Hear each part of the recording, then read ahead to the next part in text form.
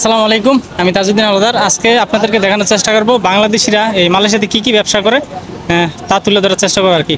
তো চলুন ভিডিওতে তারা কি বলে। এগুলো হচ্ছে মালয়েশিয়ার যেই বাংলাদেশি ভাইরা আছে তারা এই দোকানগুলো দিছে এখানে দেখেন।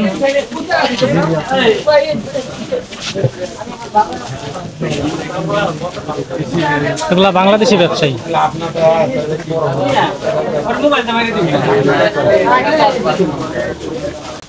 হ্যাঁ বড় ভাই, কথা বলা যাবে? অবশ্যই। এই দোকান তো বাংলাদেশি গো না? জি, বাংলা দোকান ভাই। তো বাংলাদেশি এই ব্যবসা না? হ্যাঁ, তো বাংলাদেশ। কি পরিস্থিতি এখানে, ব্যবসা বাণিজ্যের কি পরিস্থিতি? ভাই ব্যবসা বাণিজ্য মালয়েশিয়ার পরিস্থিতি সপ্তাহ নগদানগদের টাকা পয়সা। মালয়েশিয়ার নিয়ম অনুযায়ী বেচা বিক্রি হয়। আবার দ্বিতীয়ত কথা হলো কি যে বাংলায় যে দোকান তা না, এখানে আপনি এসে শর্ট করে এসে দোকান দিতে পারবেন না। এখানে মনে করেন যে আপনি আসবেন, এখানে সুমতি আছে, আবার দেখা যাচ্ছে যে এই দেশে মেয়েকে বিয়ে করতে হইব। মানে এক কথা হচ্ছে এই দেশে ব্যবসা বাণিজ্য করতে আগে বিয়ে করতে হবে, এই দেশে বিয়ে মেয়েকে। করতে হবে। ওটা হচ্ছে লাইসেন্স। এটাই হলো লাইসেন্স। বিয়ে করার পরে আপনি বর্তমান তো বিয়ে করা বন্ধ। এখন তো আমরা বিয়ে করতেও পারবো না। এখন তো বাংলাদেশদের প্রচুর অবস্থা খারাপ ভাই। পারমিট নাই, ভিসা নাই, নাই সি নাই। দেখেন তো অবস্থা, কি অবস্থা। তো এই আপনারা দোকান দিচ্ছেন কত বছর হইলো? এটা মেলা দিন হইলো ভাই, প্রায় 8-10 বছর হয়ে গেছে। 10 বছর হয়েছে না ভাই কিনেছেন আপনি? খেজুর 1 কেজি না? আচ্ছা, যারা নতুন আইসা দোকান দিতে চায় মানে তারা কি পারবে দোকান না দিতে? না না না, এটা নিয়ম নাই। তাহলে তো আমিও তো দোকান দিতাম। মহাজনের দোকানে কিসের চাকরি করতাম? আমি ডিম আচ্ছা। লেবুস থাকতাম এক জায়গায়। ভাই 15 টাকা নেন। আমি সকালকে শীতের সময় ডিম বেচতাম। মানে তাহলে কেউ আয়া চাইলেই কিন্তু দোকান দিতে পারবে না? সম্ভব না, এটা কোনোদিনই সম্ভব না। আপনার আইসি থাকতে হবে, আপনার ইয়ে থাকতে হবে। আপনার তো না, আপনার হয়তো ম্যাডামের থাকতে যাই হোক, হবে। এক কথা এই জায়গায় লাইসেন্স করতে হলে বউ লাগবে। বউ লাগবে। বুঝতে পারছি। তো এগুলা দেখতে পাচ্ছেন সবই কিন্তু বাঙালি। এখানে এই যেহেতু দোকানদাররা বাংলাদেশি, তো সেক্ষেত্রে বাংলাদেশিদের ভিড়টা একটু বেশিই থাকে আর কি। তো এই এখানে আপনারা দেখতে পাচ্ছেন একদম যে কসমেটিক আছে সব কিছুই পাওয়া যায়। কম্বল, এখানে বিভিন্ন ধরনের কম্বল আছে আর কি।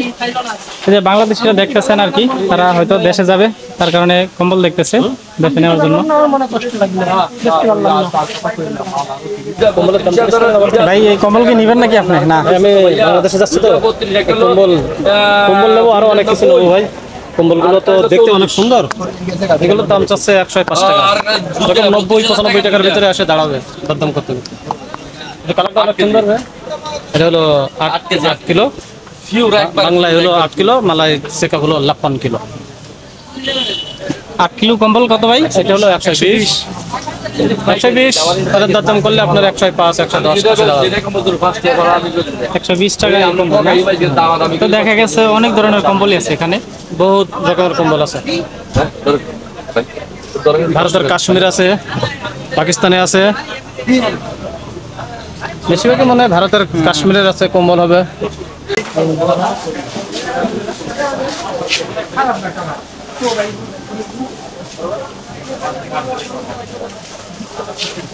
আশিকবের বাড়িও কিন্তু বললো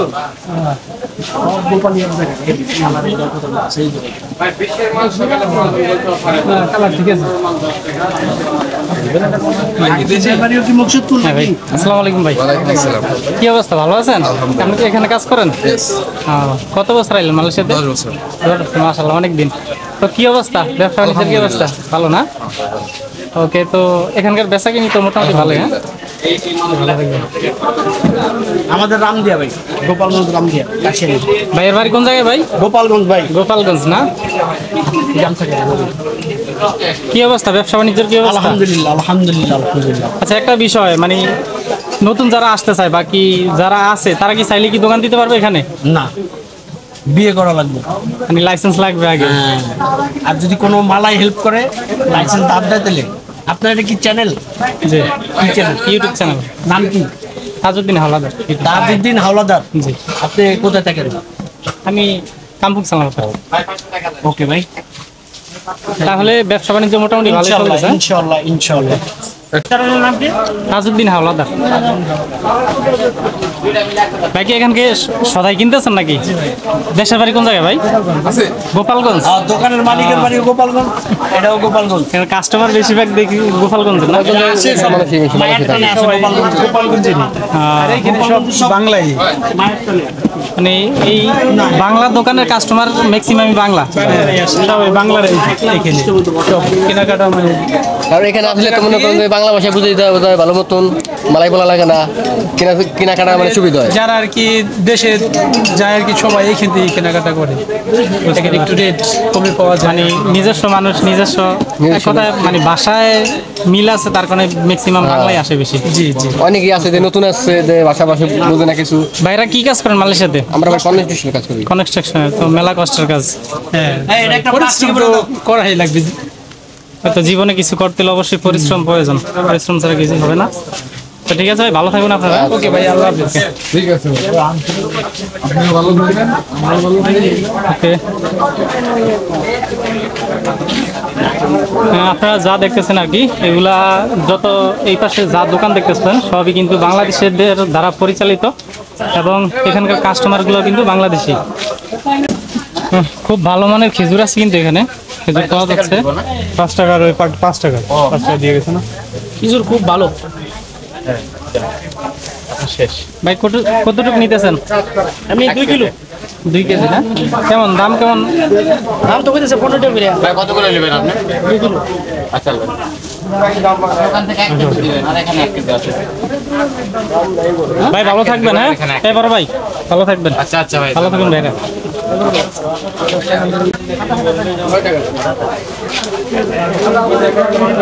এই হচ্ছে আমাদের দেশি ভাই, আমাদের কোম্পানির লোক। তো এখান থেকে হয়তো কিছু সদাই টদাই করতেছে।